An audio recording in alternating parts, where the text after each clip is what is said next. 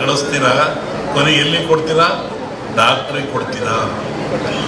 ದುಡಿದದ್ದು ಯಾತಿಗೆ? ಹಗಲು ರಾತ್ರಿ ದುಡಿದ್ರಿ, ಭಾಳಷ್ಟು ದುಡಿದ್ರಿ, ಸಂಪಾದನೆ ಮಾಡಿರಿ, ಆಮೇಲೆ ಕೊನೆಗೆ ಡಾಕ್ಟ್ರಿಗೆ ಕಟ್ತೀರಾ. ಅದಕ್ಕೆ ದುಡಿಮೆಯನ್ನು ಯಾಕೆ ದುಡಿಬೇಕು, ಯಾಕೆ ಬದುಕಬೇಕು, ಈ ಪ್ರಕೃತಿ ಕೊಡ್ತಕ್ಕಂಥ ಗಿಡ ಮೂಲಿಕೆಗಳು ಉಪಯೋಗ ಮಾಡಿ ದೀರ್ಘಾಯುಷ್ಯವಾಗಿರಬೇಕು. ಇದು ಬಹಳ ಮುಖ್ಯವಾಗಿರ್ತಕ್ಕಂಥದ್ದು. ಅಶ್ವತ್ಥ ಮರ ಅಂತಾರೆ, ಅರಳಿ ಮರ ಸೊತ್ತು ಅಂತಾರೆ. ದೇವರು ಅಂತೀವಿ ನಾವು. ಯಾಕೆ? ನೀವು ನಂಬಲಿ ಅಂತ. ದೇವರು ಇದಪ್ಪ, ಅದು ಸುತ್ತರಿ, ಮಕ್ಕಳಿಂದರಿ ಮಕ್ಕಳಾಗ್ತವೆ, ತಲೆ ಕೆಟ್ಟರಿಗೆ ಒಳ್ಳೆಯದಾಗ್ತದೆ, ಅಲ್ಲೇ ಕೂತ್ಕೊಂಡ್ರೆ ನಾಗನ ಕಟ್ಟೆ ಇದೆ, ಅದು ಒಂದು ಚಿಂತನೆ. ಆದರೆ ಅಶ್ವತ್ಥ ಮರ ಯಾಕೆ? ಅದು ದಿನದ 24 ಗಂಟೆಯಲ್ಲಿಯೂ ಸಹಿತ ಆಮ್ಲಜನಕವನ್ನು ಕೊಡ್ತದೆ. ಪಂಚತಾರ ವೃಕ್ಷಗಳು ಅಂತ. ಈ ಪಂಚತಾರ ವೃಕ್ಷಗಳು ದಿನದ 24 ಗಂಟೆಯಲ್ಲೂ ಆಮ್ಲಜನಕವನ್ನು ಕೊಡ್ತವೆ. ಯಾವುವು? ಅಶ್ವತ್ಥ, ಆಲ, ಬೇವು, ಬಿಲ್ವಪತ್ರೆ, ಅಶೋಕ ಟ್ರೀ ಅಂತಿರ್ತಾನವಲ್ಲ, ರಸ್ತೆಯಲ್ಲಿ ಹಾಕಿದ್ದಾರೆ ಉದ್ದಕ್ಕೆ, ರಾಜರು ಹಾಕ್ತಾ ಇದ್ರು. ಈಗೆಲ್ಲ ಕಡಿಸ್ತಾ ಇದ್ವಿ ನಾವು ಸಾಲು ಮರಗಳು ಅಂತ. ನಾವು ಚರಿತ್ರೆ ಹೋದರೆ ಅಶೋಕ ಚಕ್ರವರ್ತಿ ಸಾಲ ಮರವನ್ನು ನಡೆಸಿದ. ಯಾತಕ್ಕೆ ನಡೆಸಿದ? ಅವ ಬಸ್ಸಲ್ಲಿಲ್ಲ, ಕಾರಲ್ಲ, ಗಾಡಿ ಇರಲಿಲ್ಲ, ನಡ್ಕೊಂಡು ಹೋಗ್ತಾ ಇರೋ ನೆಳ್ಳಾಗಲಿ ಅಂತ. ನೆಳ್ಳಾಗೋದು ಒಂದು, ಅಲ್ಲಿ ಬರುವಂಥ ಗಾಳಿ ಆಲ 24 ಗಂಟೆಯಲ್ಲೂ ಆಕ್ಸಿಜನ್ ಕೊಡ್ತದೆ. ಅದು ಭಾಳ ಗುಟ್ಟದು. ಈ ಅಶ್ವತ್ಥ 24 ಗಂಟೆ ಕೊಡ್ತಕ್ಕಂಥದ್ದು. ಬಿಲ್ವಪತ್ರೆ ಅದು ಹಾಗೇನೆ. ಈ ಬಿಲ್ಪತ್ರೆ ಕೂಡ ಒಬ್ಬ ಮನುಷ್ಯನಿಗೆ 365 ಕಾಯಿಲೆ ಅಂತಾರೆ. ಆ ಬಿಲ್ಪತ್ರೆ ಮರತಕ್ಕೆ ಹೋಗಿ ಯಾರು ಕುತ್ಕೊಂಡು ಆ ಬಿಲ್ಪತ್ರೆ ತಂದು ಪೂಜೆ ಮಾಡಿದರೆ, ಮೈಗಿಟ್ಕೊಂಡ್ರೆ 365 ಕಾಯಿಲೆ ಹೋಗ್ತಾವಂತ. ಯಾರೋ ತಂದು ಕೊಟ್ಟರು ಬಿಲ್ಪತ್ರೆನ ಇಟ್ಕೊಂಡು ಮಾಡಿದರೆ 35 ಕಾಯಿಲೆ ಹುಷಾರಾಗ್ತದೆ. ಈ ರುದ್ರಾಕ್ಷಿ ಅಂದ್ರೆ ಏನು? ಅದು ಗಿಡದಲ್ಲಿ ಬರೋದೆ. ಆ ರುದ್ರಾಕ್ಷಿಯನ್ನು ಹಾಕೋದ್ರಿಂದ ಸ್ಟ್ಯಾಮರ್ ಬರೋಲ್ಲ, ತೊದಲು ಬರೋದಿಲ್ಲ, BP ಬರೋದಿಲ್ಲ, ಚರ್ಮರೋಗ ಬರಲ್ಲ, ಮನುಷ್ಯನಲ್ಲಿ ಶಾಶ್ವತವಾದ ನಂಬಿಕೆ ಇರ್ತದೆ. ಇವೆಲ್ಲವೂ ದೈವ ಕೊಟ್ಟಂಥ ಕೊಡುಗೆ, ಗಿಡಮೂಲಿಗೆ ಕೊಟ್ಟಂಥ ಕೊಡುಗೆ. ಒಬ್ಬ ಮನುಷ್ಯ ಇದ್ದಾನೆ, ಒಬ್ಬ ರಾಜ ಇದ್ದಾನೆ, ಒಬ್ಬ ಮಂತ್ರಿ ಇದ್ದಾನೆ, ಒಬ್ಬ ದೊಡ್ಡ ಸಾಹುಕಾರ ಇದ್ದಾನೆ, ಒಬ್ಬ ಸ್ವಾಮಿ ಇದ್ದಾನೆ. ಅವನು ಸಾಯ್ತಾನೆ. ಸತ್ತರೆ 2 ದಿನ, 1 ದಿನ, ಇಂಜೆಕ್ಷನ್ 3 ದಿನ, ಆಮೇಲೆ ಇರಲ್ಲ, ಯಾರು ಇಟ್ಕೊಳ್ಳಲ್ಲ. ಅದೇ ಗಿಡಮೂಲಿಕೆಗಳು ಯಾವುದಾದ್ರು ಒಂದು ಮರ, ಒಂದು ತೆಂಗಿ ಮರ ಬೆಳೆಸ್ತೀರ, ಮಾವಿನ ಮರ ಬೆಳೆಸ್ತೀರ, ಸಂಪಿಗೆ ಮರ ಬೆಳೆಸ್ತೀರ, ಅದು ಬೆಳೀತದೆ, ನಿಮ್ಮನ್ನೆಲ್ಲ ಕಾಪಾಡ್ತದೆ, ನಿಮ್ಮ ಮಕ್ಕಳನ್ನು ಕಾಪಾಡ್ತದೆ, ಹಣ್ಣು ಕೊಡ್ತದೆ, ಫಲ ಕೊಡ್ತದೆ, ನೆರಳು ಕೊಡ್ತದೆ. ಅದಕ್ಕೂ ಒಂದು ಆಯಸ್ಸಿದೆ. ಅದು ಭೂಮಿಗೆ ಬಿದ್ದರೆ ಮತ್ತೆ 100 ವರ್ಷ ಇರ್ತದೆ. ಒಬ್ಬ ರಾಜ ಬದುಕಿದರೆ, ಒಬ್ಬ ಸ್ವಾಮಿ ಬದುಕಿದರೆ, ಒಬ್ಬ ಮನುಷ್ಯ ಬದುಕಿದ್ರೆ 3 ದಿನ ಇರಲ್ಲ. ಯಾತಕ್ಕೆ?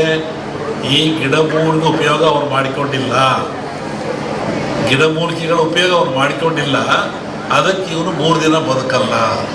ಆ ಗಿಡ ಮರ ಯಾಕೆ ಬದುಕ್ತವೆ ಅಂದರೆ, ಪ್ರಕೃತಿ ಇರುವಂಥ ಗಾಳಿಯನ್ನು, ಗಿಡಮೂಲಿಕೆಗಳನ್ನು ಅವು ಗುಟ್ಟು ತಿಳ್ಕೊಂಡು 100 ವರ್ಷ, ಆಮೇಲೆ 100 ವರ್ಷ ಮನೆತನವ ಪಂಚ ಮಾಡ್ತೀರಾ, ಬೆಂಚ್ ಮಾಡ್ತೀರಾ, ಬಾಗಿಲು ಮಾಡ್ಕೊತೀರಾ, ಇದೆಲ್ಲ ಮಾಡಿಕೊಳ್ತೀರಾ, 100 ವರ್ಷ ಬದುಕ್ತೇವೆ ಅಂದರೆ ಈ ಗಿಡಮೂಲಿಕೆಯಲ್ಲಿ ಅಂಥ ಶಕ್ತಿ ಇರ್ತದೆ. ಈ ಏಡ್ಸ್ ಅಂತ ಕೇಳಿದ್ರೆ ನೀವು, ಹುಷಾರಿಲ್ಲದ ರೋಗ ಅಂತ. ನಮ್ಮಲ್ಲಿ ಯಾರ ಬಂದಿದ್ರು ಹೀಗೆ, ಅವ್ರಿಗೆ ಹೇಳಿದ್ರು, ನೀನು ನೋಡಪ್ಪ 1 ವರ್ಷ ಬೆಳಗ್ಗೆ ಎದ್ದು ಕೂಡಲೇ ಹೋಗಿ ಬಿಲ್ಪತ್ರೆ ಬರೋ ಔಷಧಿ ಕೂತ್ಕೋ ಅಂತ. ಅವನು ಹೇಳ್ದ, ಅಮೇರಿಕ ಡಾಕ್ಟ್ರ್ ಹೇಳಿದ್ದಾರೆ, ಇದು ಬದುಕದೆ 3 ತಿಂಗಳು ನಾನು ರೇಡ್ಸಿದೆ ಸ್ವಾಮಿ ಕಡೆ, ಒಂದು ಆಶೀರ್ವಾದ ಕೊಡ್ರಿ ಇಂದ. 3 ತಿಂಗಳು ಬದುಕ್ತೀಯ ಸಾಯಿ, ಅದು ಬೇರೆ ವಿಷಯ, ನಾನು ಹೇಳಿದ್ದಾರ ಮಾಡುವಂತೆ. ಅವನು ಹೋಗಿ ಮಾಡಿದಾಗ ವರ್ಷ ಆದಮೇಲೆ ಬಂದ, ಸತ್ತು ಬಂದಿನಪ್ಪ. ಇಲ್ಲ, ನೀವು ಹೇಳ್ದಂಗೆ ಆ ಬಿಲ್ಪತ್ರ ಮರ ಔಷಧಿ ಕೂತ್ಕೊಂಡೆ, ಈ ಡಾಕ್ಟ್ರ್ ಹೇಳ್ತಾರೆ ನಿನಗೆ ಅದು ನೆಗೆಟಿವ್ ಆಗಿಬಿಟ್ಟಿದೆ, ಪಾಸಿಟಿವ್ ಆಗಿ ನೆಗೆಟಿವ್ ಆಗಿದೆ, ಇಲ್ಲವೇ ಇಲ್ಲ ಅಂತ ಹೇಳ್ತಾರೆ. ಅಂದರೆ ವೃಕ್ಷಗಳು ಎಂಥ ಶಕ್ತಿ ಇದೆ ಅದು ಅರ್ಥ ಮಾಡ್ಕೋಬೇಕು ನೀವು. ನಿತ್ಯ ವಾಯುಯಾರ ಬೆಳಗ್ಗೆ ಎದ್ದ ಕೂಡಲೇ ಗಿಡಗಳ ಹತ್ರ ಹೋಗೋದು, ಸಾಯಂಕಾಲ ಹೋಗೋದು, ಮನೆಯಲ್ಲಿ ಒಂದು ಗಿಡ ಹಾಕೋದು, ಒಂದು ವೃಕ್ಷ ಬೆಳೆಸೋದು, ಒಂದು ಹೂವಿನ ಗಿಡ ಬೆಳೆಸೋದು, ಹಣ್ಣಿನ ಗಿಡ ಬೆಳೆಸೋದು ಮನೆಯಲ್ಲಿ ಮಾಡಿದರೆ ಅದರ ಗುಟ್ಟು ಭಾಳ ಪವಿತ್ರವಾಗಿರ್ತಕ್ಕಂಥದ್ದು. ಅದಕ್ಕಾಗಿ ನಾನು ಇನ್ನೂ ಏನೇನೋ ಮಾತಾಡಬೇಕು. ನಾನು ಸಾಯಂಕಾಲ ಬೆಂಗಳೂರಿಗೆ ನಾಳೆ ಬೆಳಗಾವಿ ಹೋಗಬೇಕು. ಮನುಷ್ಯನ ಹುಟ್ಟಿಕ್ಕೂ ಸಾರ್ಥಕ ಆಗ್ತದೆ. 84 ಲಕ್ಷ ಜೀವರಾಶಿಗಳಲ್ಲಿ ಮಾನವ ಜನ್ಮ ಶ್ರೇಷ್ಠವಾದದ್ದು. ನೀರಿನಲ್ಲಿ 21 ಲಕ್ಷ, ಗಾಳಿಯಲ್ಲಿ 21 ಲಕ್ಷ, ಭೂಮಿಯಲ್ಲಿ 21 ಲಕ್ಷ, 21 ಲಕ್ಷ, 84 ಲಕ್ಷಗಳಿಂದ ಈ ಆತ್ಮ ಅನ್ನೋದು ಬಂದದೆ. ಕೋಟಿ ಕೋಟಿ ಕೋಟಿ ವರ್ಷ ಆಯ್ತು ಮನುಷ್ಯ ಜನ್ಮ ಬರಬೇಕಾದ್ರೆ. ಗಾಯಿ, ಹದ್ದು ಕರಿತವಲ್ಲ, ಭೂಮಿಲಿ, ನೀರಿನಲ್ಲಿ ಈ ಆತ್ಮ ಬರುವಾಗ ಅದು ಏನಾಯಿತು, 84 ಲಕ್ಷ ಜೀವರಾಶಿಗಳಿಂದ ಕಡೆಯದಾಗಿ ಮಾನವ ಜನ್ಮಕ್ಕೆ ಬಂತು. ಇದು ಕಡೆಯ ಜನ್ಮ. ಅದಕ್ಕೆ ದಾಸರು ಹೇಳಿರು, ಮಾನವ ಜನ್ಮ ಹಾಳು ಮಾಡಿಕೊಳ್ಳ್ರಪ್ಪ ಹುಚ್ಚಪ್ಪಗಳಿರ, ಇಂಥ ಜನ್ಮ ಸಿಕ್ಕಿತೇನ್ರಪ್ಪ ಅಂತ. ಈ ಮಾನವ ಜನ್ಮಕ್ಕೆ ಬಂದಾಗ ಭಗವಂತ ಇಟ್ಟ, ಕೋಪ ಇಟ್ಟ, ಆಸೆ ಇಟ್ಟ, ದ್ವೇಷ ಇಟ್ಟ, ಅಸೂಯೆ ಇಟ್ಟ, ಸಂತೋಷ ಇಟ್ಟ, ಇವೆಲ್ಲವನ್ನು ಗೆದ್ದು ನಂತಕ್ಕೆ ಬಂದ. ಇವರಾಗೆಲ್ಲ ಸೋತ್ರೆ ಮತ್ತೆ ಹಿಂದಕ್ಕೋಗೋದೆ ಕೋಟ್ಯಾನುಗಟ್ಲೆ. ಹಾಗಾಗಿ ಮನುಷ್ಯ ಜನ್ಮ ದೊಡ್ಡದು. ಈ ಜನ್ಮ ನಾವಿದ್ದಾಗ ಅರಿಷಡ್ವರ್ಗಳನ್ನು ಗೆಲ್ಲಬೇಕು. ಇವತ್ತು ನೋಡ್ತಾ ಇದ್ದಾರೆ ಗಲಾಟೆಗಳು, ದೊಂಬಿಗಳು, ಅವೇನೋ ಟಿ ವಿ ನೋಡೋಕ್ಕೆ ಆಗೋದಿಲ್ಲ. ಟಿ ವಿ ತಪ್ಪು ಅಂತ ನಾವು ಹೇಳಲ್ಲ, ಆ ಘಟನೆಗಳನ್ನ ಜನರ ಮುಂದೆ ಇಡ್ತಾ ಇದ್ದಾರೆ ಅವರು. ಹಾಗಾದ್ರೆ ಯಾಕೆಂದರೆ ತಿದ್ದಿಹೇಳ್ರಿ, ಹಿಂಗೆ ಆಗಬಾರ್ದು, ನೀವು ಹಿಂಗೆ ಆಗ್ತಾ ಇದ್ದು ನೋಡಿ, ಅಲ್ಲಿ ಇವು ಇನ್ನೂ ಹೆಚ್ಚಾಗುತ್ತೆ ಈ ದೇಶದಲ್ಲಿ. ಹಾಗಾಗಿ ಮನುಷ್ಯ ಯಾವಾಗ ಶಾಂತಿ, ನೆಮ್ಮದಿ, ಒಂದು ಶಿಸ್ತುಬದ್ಧ ಜೀವನ ಇದ್ದರೆ ಏನೂ ಆಗಲ್ಲ. ಹಾಗೆ ನಾವು ಕರೆಯದೇ ಬರುವವನು, ಬರೆಯದೇ ಓದುವನು, ಬರಿಗಾಲಲ್ಲಿ ನಡೆಯುವನು. ಕೋಪ, ಕಣ್ಣು, ಯಥಾ ದೃಷ್ಟಿ ತಥಾ ಸೃಷ್ಟಿ. ನಾವು ಹೆಂಗೆ ನೋಡ್ತೀವಿ ಸೃಷ್ಟಿ ಹಂಗೆ ಕಾಣುತ್ತೆ. ಅನ್ನವನ್ನು ಅನ್ನವಾಗಿ ನೋಡ್ತೀವಿ, ಪ್ರಸಾದವಾಗಿ ನೋಡ್ತೀವಿ, ಕೂಳಾಗಿ ನೋಡ್ತೀವಿ, ಅಲ್ಲ ದೃಷ್ಟಿ ಆಗ್ತದೆ.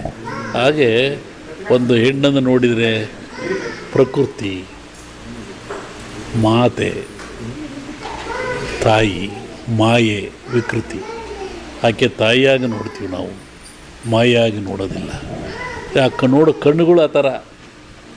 ಅದಕ್ಕೆ ಕಣ್ಣನ್ನು ಶುದ್ಧಿಯಾಗಿಟ್ಟುಕೋ. ಬರೆಯದೇ ಓದುವನು ಅಂದರೆ ಕಣ್ಣು, ಬರಿಗಾಲಲ್ಲಿ ನಡೆಯುವನು ಅಂದರೆ ಮನಸ್ಸು. ಮನಸ್ಸನ್ನು ಗೆಲ್ಲೋದು ಕಷ್ಟ, ಹೆಂಗಾದ್ರೆ ಹೆಂಗೆ ಹೋಗಿಬಿಡುತ್ತೆ. ಆ ಮನಸ್ಸನ್ನು ಗೆದ್ದವನು ಮಹಾತ್ಮನಾಗ್ತಾನೆ, ಮನಸ್ಸಿಗೆ ಸೋತನು ಮನುಷ್ಯ ಆಗ್ತಾನೆ. ಹಾಗಾಗಿ